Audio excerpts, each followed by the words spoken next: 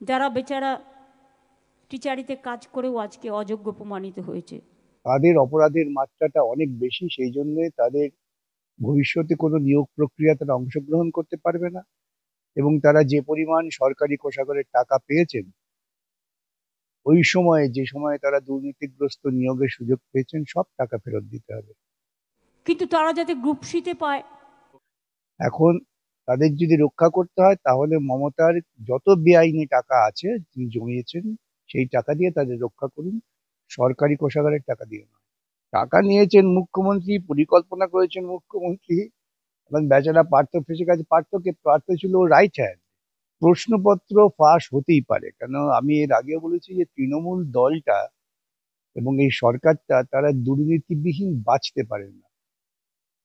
মাছ যেমন জল ছাড়া বাঁচতে পারে না, তৃণমূল দুর্নীতি ছাড়া বাঁচতে পারে না, এটা সবাই জানে। আমাদেরকে বাঁচান, আমাদের পরিবারটাকে বাঁচান, আমাদেরকে মেরে দেবে না। এই খোকন দাসের ঘনিষ্ঠ আমাদেরকে মেরে দেবে, গুন্ডারা আমাদেরকে মেরে দেবে। সেই ছেলেটি নিশ্চিন্তে থাকতে পারেন, তার প্রাণে মেরে ফেলার সাহস কারো হবে না। আপনি ছেলেটিকে বলবেন আমার সঙ্গে যোগাযোগ করতে, ওর জীবনের নিরাপত্তা, ও পেশার নিরাপত্তা কিভাবে রক্ষা করতে হয় সে ব্যবস্থা করবে। মুখ্যমন্ত্রী বলছেন যে অযোগ্যদেরকে, যারা অযোগ্য তারা তো এতদিন চাকরি করলো, তাদেরকে সি গ্রুপে দেয়া যায় কিনা তিনি ভেবেচিন্তে দেখবেন। আমার সঙ্গেই রয়েছেন বিশিষ্ট আইনজীবী বিকাশ রঞ্জন ভট্টাচার্য, কথা বলবো স্যারের সাথে। স্যার, তাদেরকে ঢোকানো যায় কিনা কোথাও? দুর্নীতির রানী দুর্নীতির পক্ষে দাঁড়াবেন, এটা তো স্বাভাবিক।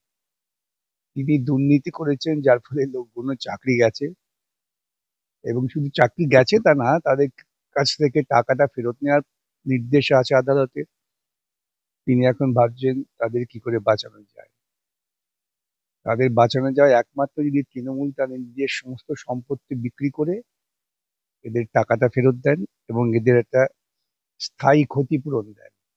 এই দুর্নীতির জন্য সম্পূর্ণ দায়ী হচ্ছেন মমতা বন্দ্যোপাধ্যায়। না, আমি একটা কথা বলছি স্যার, যে বিষয়টা মানে আমি বলছি অযোগ্যদেরকে বাঁচানোর দায়টা মুখ্যমন্ত্রী কেন? প্রথমে এটা অযোগ্য নয়, আপনারা ভুল করছেন। এটা হচ্ছে সরাসরি দুর্নীতিগ্রস্ত। গোটা গোটা নির্ণয় প্রক্রিয়াটা, শিক্ষক নির্ণয়ের গোটা প্রক্রিয়াটাই হাইকোর্ট এবং সুপ্রিম কোর্ট বাতিল করে দিয়েছে। এই প্রক্রিয়া বাতিল করতে গিয়ে সুপ্রিম কোর্ট এবং হাইকোর্ট বলেছেন যে এটা সম্পূর্ণভাবে এক ধরনের জালিয়াতি, এবং এই জালিয়াতির সঙ্গে একদল প্রত্যক্ষভাবে যুক্ত আর একদল প্রত্যক্ষভাবে যুক্ত নয়। সুতরাং যারা প্রত্যক্ষভাবে যুক্ত তাদের অপরাধের মাত্রাটা অনেক বেশি, সেই জন্য তাদের ভবিষ্যতে কোনো নিয়োগ প্রক্রিয়া তারা অংশগ্রহণ করতে পারবে না, এবং তারা যে পরিমাণ সরকারি কোষাগারের টাকা পেয়েছেন ওই সময়ে, যে সময়ে তারা দুর্নীতিগ্রস্ত নিয়োগের সুযোগ পেয়েছেন, সব টাকা ফেরত দিতে হবে। এটা হচ্ছে সরাসরি দুর্নীতির ফল। এখন তাদের যদি রক্ষা করতে হয়, তাহলে মমতার যত বেআইনি টাকা আছে তিনি জমিয়েছেন, সেই টাকা দিয়ে তাদের রক্ষা করুন, সরকারি কোষাগারের টাকা দিয়ে নয়।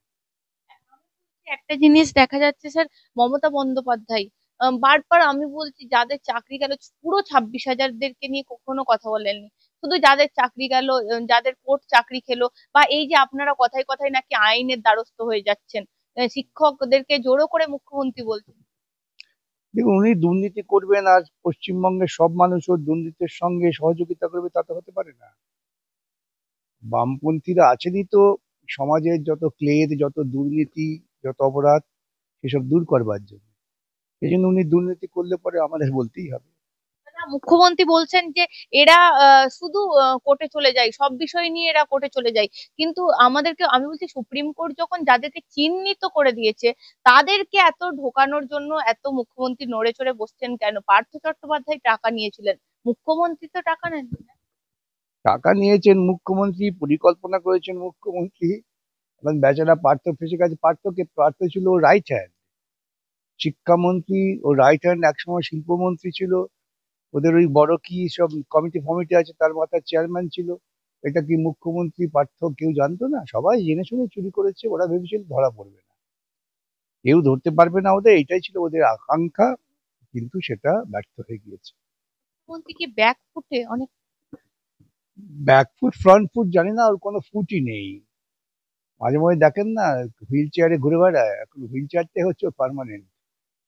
স্যার আর একটা জিনিস হচ্ছে, সামনে পরীক্ষা, এসএসসির প্রশ্ন ফাঁস, 14 লক্ষ টাকা একটা ফেসবুক পোস্ট থেকে পুলিশ তাকে সঙ্গে সঙ্গে অ্যারেস্ট করেছে।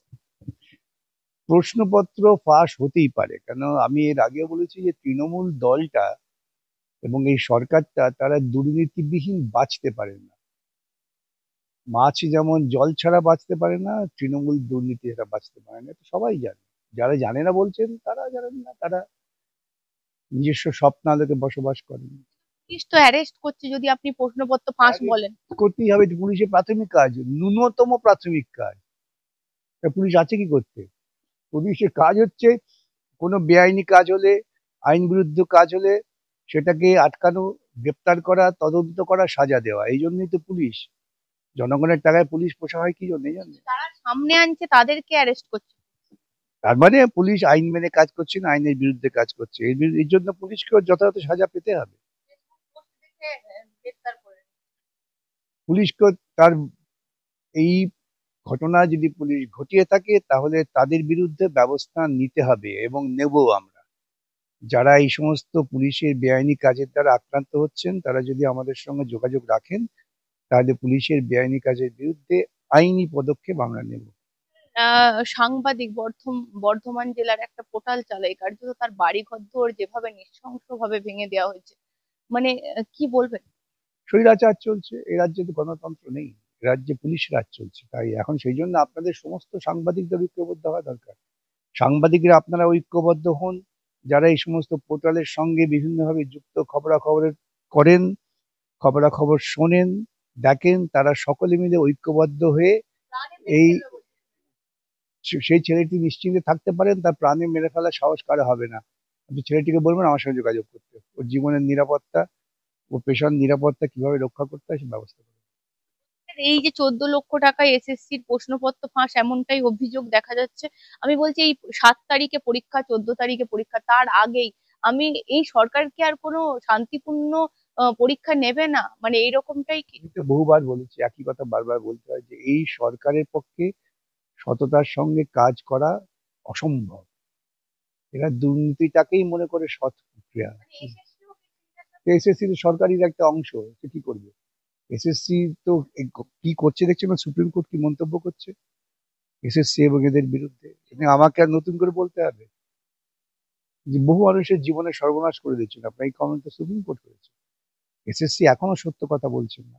কেন এই ছেলেদের পাশে আপনারা? এটাও সবই তো দুষ্টু ছেলে কোথায় বলেছে, দুর্নীতিবাজদের পাশে। তো দুষ্টু কোথায় পেলেন, এত মিঠে মিঠে শব্দ করতে আসছে। মুখ্যমন্ত্রী বলেন। মুখ্যমন্ত্রী বললে কি হবে? মুখ্যমন্ত্রী দুর্নীতি করেন, দুর্নীতিকে বাঁচাবার চেষ্টা করেন, তো সেটা কি আপনারা প্রশ্রয় দেবেন?